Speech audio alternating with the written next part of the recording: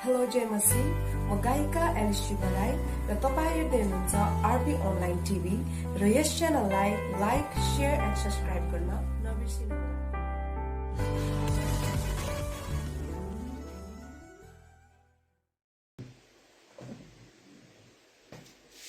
हुन्छ, हामी आजको सेवा हामी सुरु गरौँ।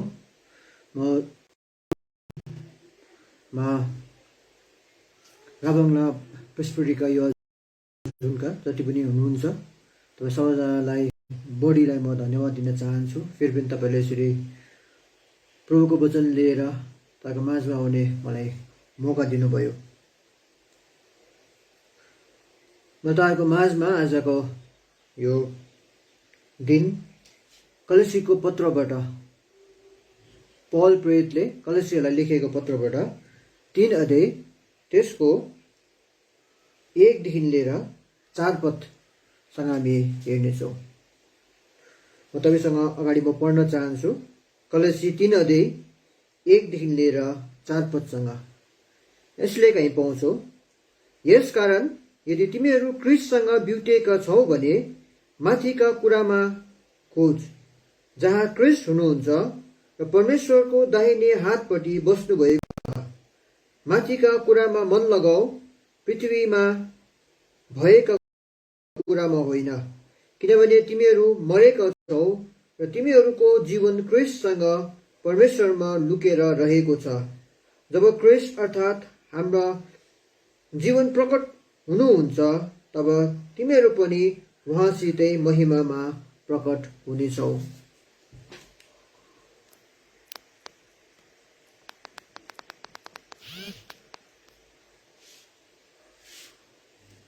जब हामी यो पौल प्रेरितले लेखेको पत्रलाई हेर्दछौँ भने हामी के विचार गर्न सक्छौँ भने हामी मानिस चाहिँ एउटा तर्कशील गर्ने व्यक्ति हामी हो।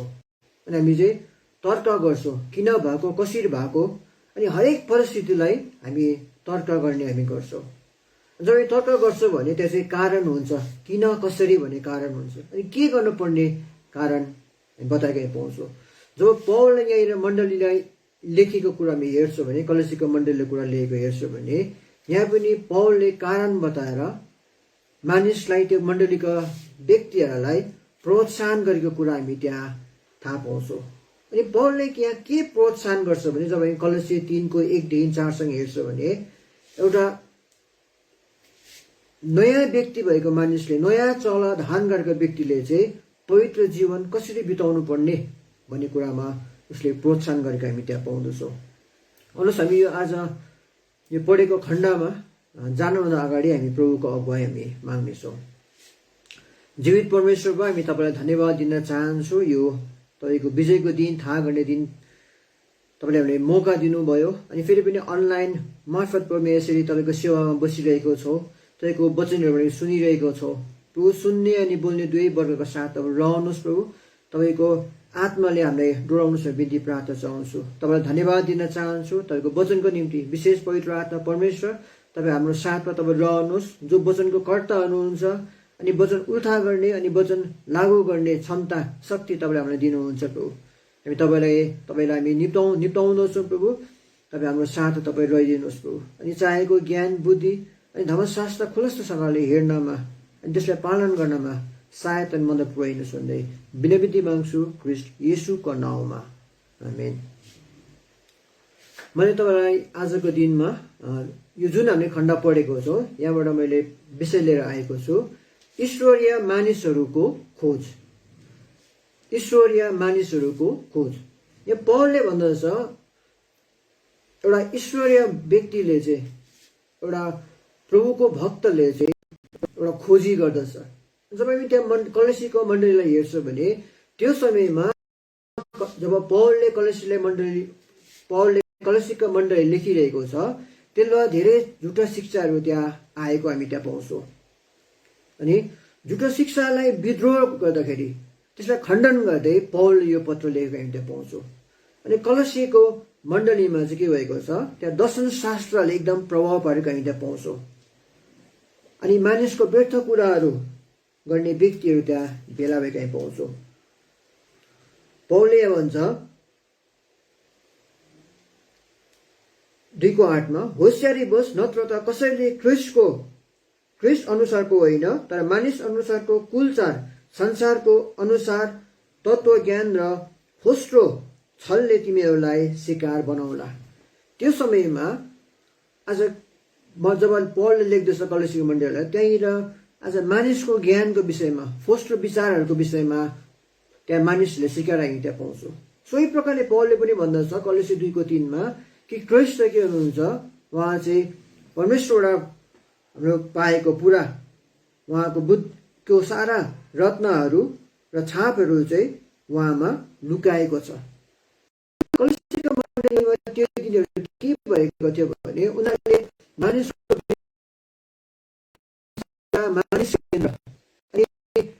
कुरा माथि गर्ने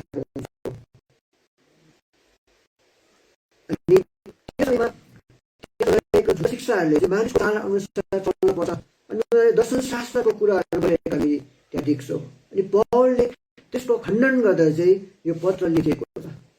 तिमीहरू चाहिँ त्यस्तो प्रकार नहो, मानिसको व्यर्थको कुरामा अल्माउने व्यक्तिहरू नहो, संसार अनुसार चल्ने व्यक्तिहरू तिमी नहो भनेर त्यहाँ खण्डन गरेर पाउँछौँ। अनि त्यो के भन्छ उनीहरूले चाहिँ विधि विधानहरू पालन गर्नुपर्छ, खतना गर्नुपर्छ, हामीले दिनको औँसी पुण्यहरू हामीले याद गर्नुपर्छ, साबतको हामीले पालन गर्नुपर्छ, अनि साथै हामीले चाहिँ एउटा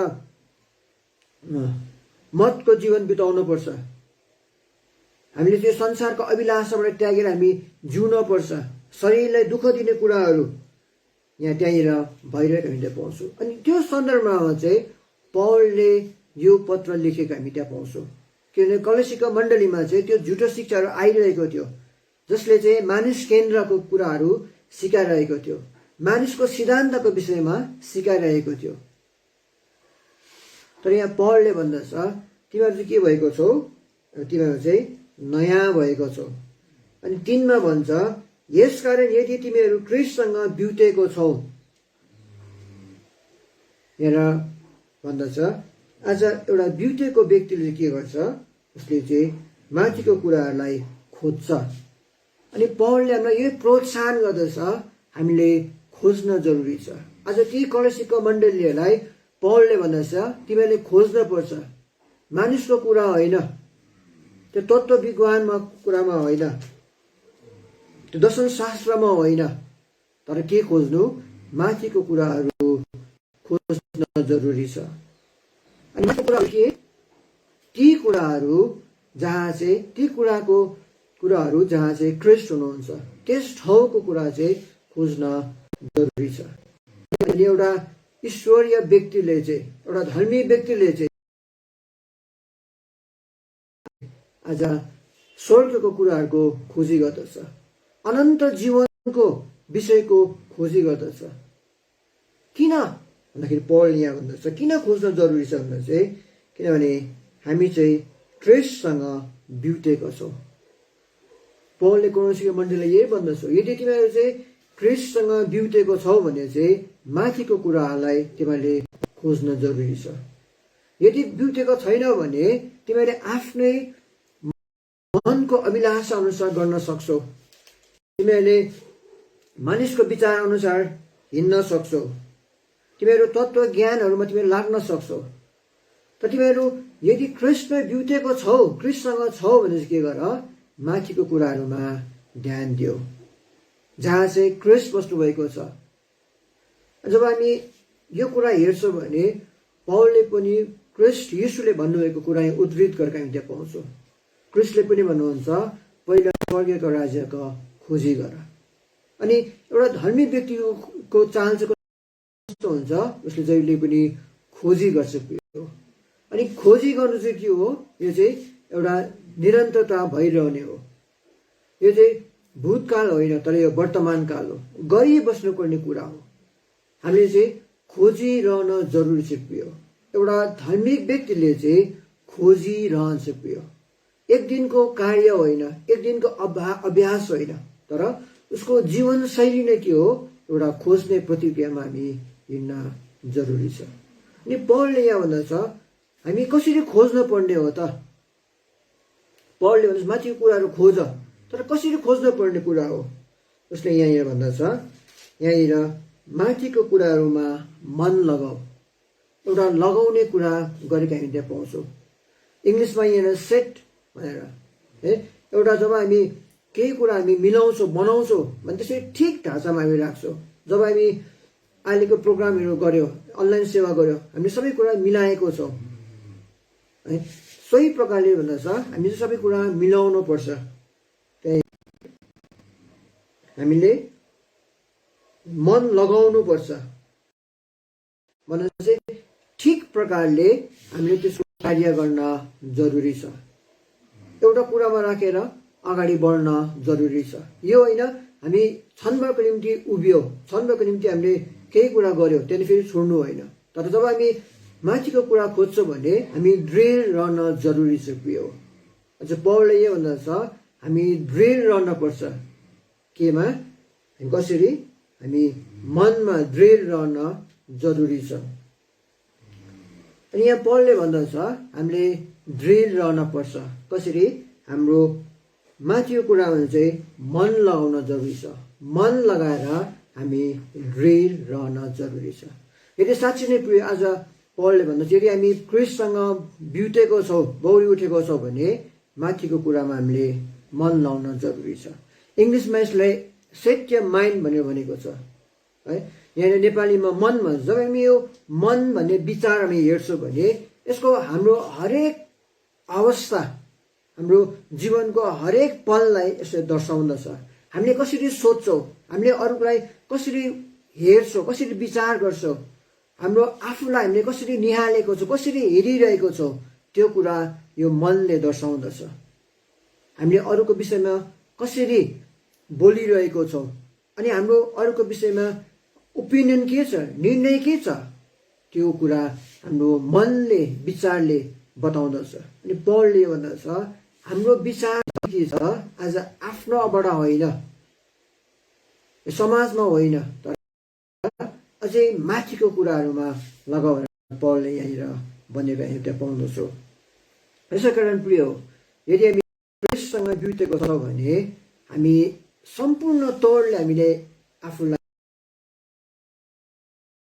नयाँ बनाउन जरुरी छ। आत्मिक तौर र शारीरिक तौरमा अनि मानसिक तौरमा पनि हामी बौरी उठ्न जरुरी छ, आफूलाई उचालिन जरुरी छ।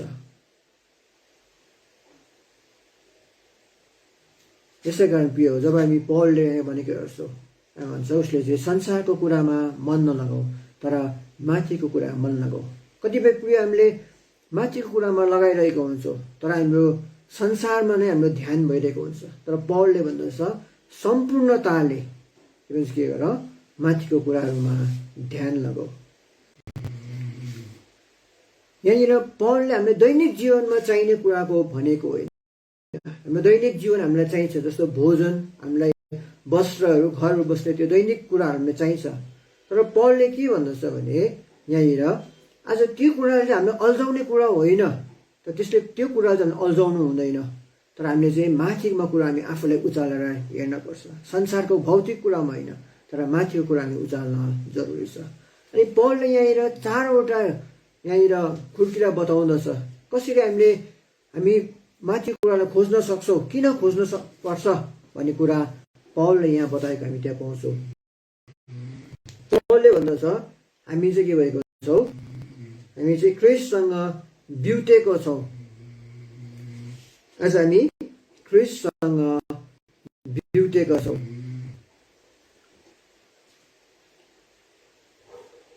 जब हामी इफिसीको पत्रतिर हेर्छौँ भने हामी के भन्छ, हामी चाहिँ आफ्नो पाप र अधर्ममा चाहिँ हामी मरेका थियौँ। तर जब हामी क्रिस्टसँग हाम्रो मिलाप भयो, हामी क्रिस्टमा हामी नयाँ व्यक्ति भएको छौँ।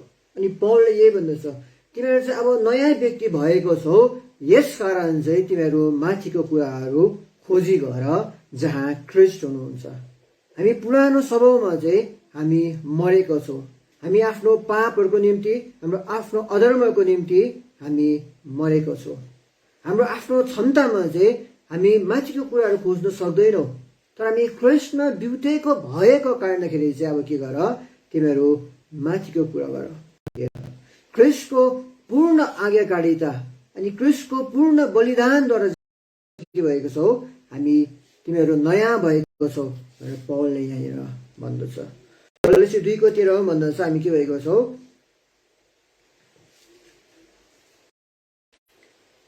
तिमीहरू आफ्नो अपराध र देहको बेखतनामा मरेका भएर तिमीहरूलाई उहाँले हाम्रो सबै अपराध क्षमा गरेर उहाँसँगै जीवित पार्नुभयो।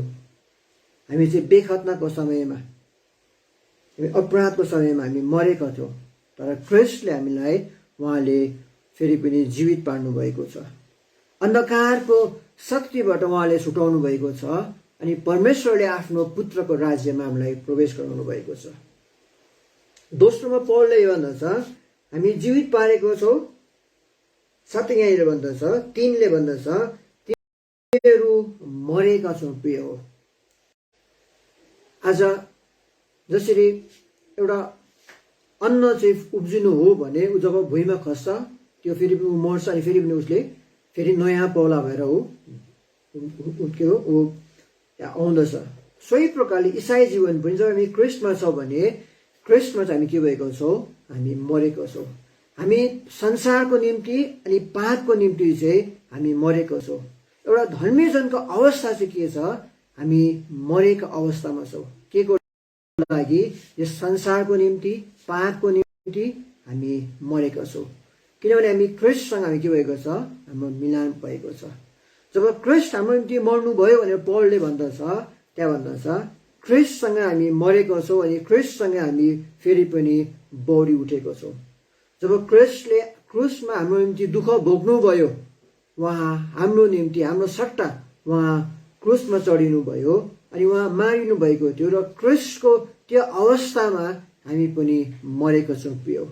जसरी आदममा हामीले सबैले पाप गर्यो, सोही प्रकारले क्रिस्टमा हामी सबै मरेका छौँ। अनि हाम्रो मृत्यु र बौरी उठाइ चाहिँ केमा छ? क्रिस्टसँग हाम्रो आत्मिक एकता भएको कारणखेरि हामी मरेका छौँ।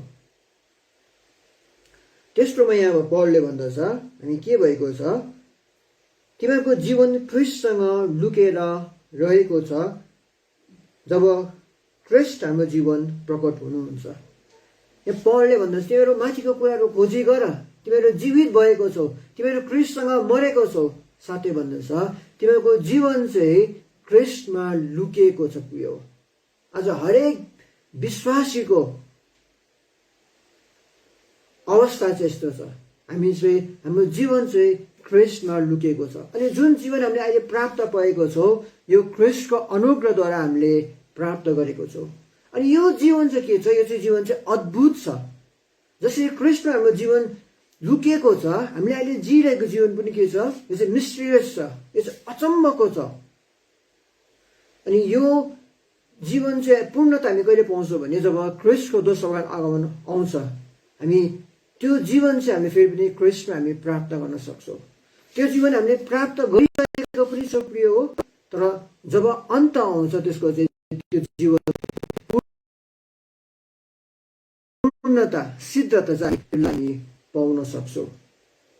क्रिस्ट हाम्रो न्याय भएको कारणखेरि क्रिस्टले हाम्रो जीवन चाहिँ उहाँले रक्षा गरेर राख्नु भएको छ। क्रिस्टले 10:28 त्यही भन्नुहुन्छ कि उहाँले चाहिँ हामीलाई हरेकलाई अनन्त जीवन दिनुहुन्छ अनि उहाँको हातबाट चाहिँ कसैले पनि उहाँले चुनेको जन्मलाई उहाँले अरूले हटाउन सक्दैन, छिन्न सक्दैन भन्ने कुरा त्यहाँ गरेका हित पाउँछौँ। अनि हाम्रो जीवनको निश्चयता चाहिँ क्रिस्टमा छ। पौलले पनि गलाती 2:20 भन्दछ, त्यो म चाहिँ क्रिस्टसँग के भएको छु, क्रुसमा टाँगिएको छु।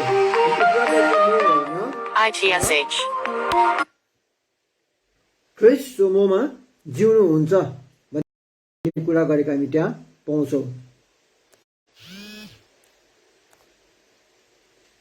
तेस्रोमा यहाँ के देख्छौँ भने पौलले भन्दछ, जब क्रिस्ट अर्थात् हाम्रो जीवित जीवन प्रकट हुनुहुन्छ तब तिमीहरू पनि उहाँसँगै महिमामा प्रकट हुनेछौ। हामीले माथिको कुरा खोज्नु जरुरी छ, माथिको कुरा हामीले हेरेर खोज्न जरुरी छ, किनभने हामी पनि के हुनेछौँ, हामी पनि महिमित बन्नेछौ प्रिय हो। आज पौलले कलेसीको मण्डलीले त्यही भन्दछ, तिमीहरू मानिसको विधि विधानमा हेर्ने होइन, तिमीहरू तत्त्व ज्ञानमा तिमीहरू दिने होइन, दर्शन शास्त्रमा तिमीहरूले दिने होइन, तर के गर, क्रिस्ट जहाँ छ त्यो कुराले हेर।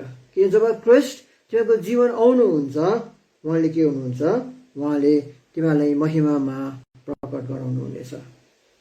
आज जुन जीवन हामी जिरहेको छु इसाईहरू, यो चाहिँ क्रिस्टमा रहेको जीवन हामीले जिएको छौँ। अनि जसरी क्रिस्ट चाहिँ महिमित बन्नुभयो, हामी पनि त्यसरी नै महिमित हुन्छौँ। किनकि क्रिस्ट हाम्रो चाहिँ जीवनको कर्ता अनि पुरा गर्नुहुने व्यक्ति हुनुहुन्छ। जसरी उहाँ महिमित हुनुभयो, हामी पनि त्यसरी नै हुनेछौँ। अनि पौलले कलेसीको मण्डलीलाई त्यही आश्वासन दिन्दछ। अनि आज धर्मशास्त्रले पनि तपाईँ अनि मलाई त्यही प्रकारले आश्वासन दिनुहुन्छ। जब क्रिस्ट आफ्नो दोस्रो आगमनमा आउनुहुन्छ, आज उहाँको पवित्र जनहरू कोही पनि छरिने छैन। पहिलो यूहन्ना 3:2 भन्दछ कि जब क्रिस्ट आउनुहुन्छ, उहाँले सम्पूर्ण प्रकारले आफूलाई प्रकाश गर्नुहुनेछ। अनि जस्तो उहाँ हुनुहुन्छ, हामी त्यस्तो पनि हामी देख्नेछौँ अनि हामी जान्नेछौँ प्रिय। यसै कारण प्रिय, जब पौलले कलेसीको मण्डलीले भन्दछ तिमीहरू माथिको कुराहरू खोजी गर, आज हामीले पनि पौलद्वारा धर्मशास्त्रद्वारा यही प्रोत्साहन छ। आज हामी संसारमा छौँ, तर यो जान्न पर्छ हामी संसारका व्यक्तिहरू होइन प्रिय।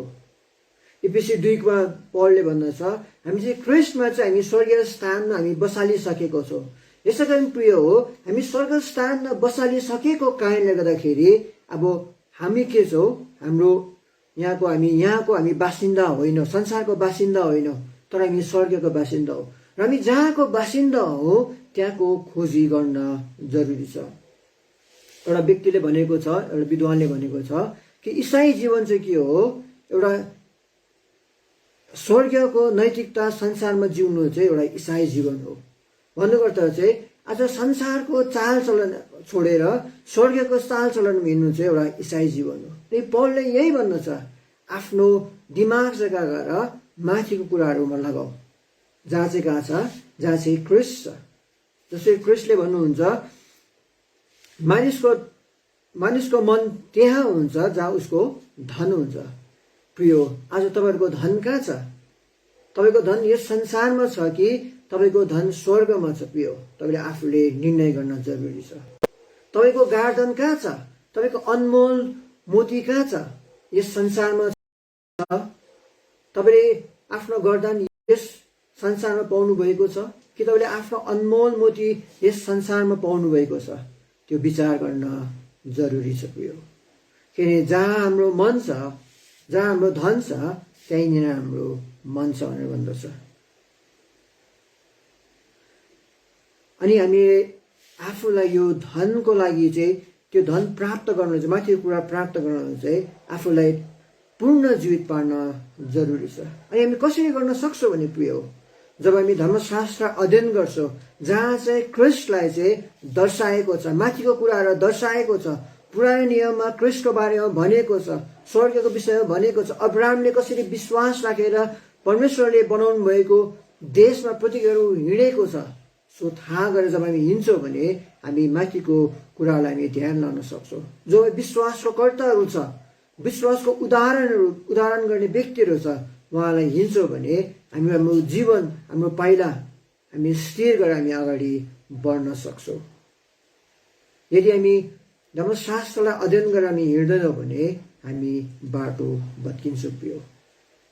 त्यसै कारण हामीले धर्मशास्त्रमा खोजी गर्न जरुरी छ, जहाँ क्रिस्टलाई त्यहाँ प्रस्तुत गरेको छ अनि माथिको कुरालाई प्रस्तुत गरेको छ।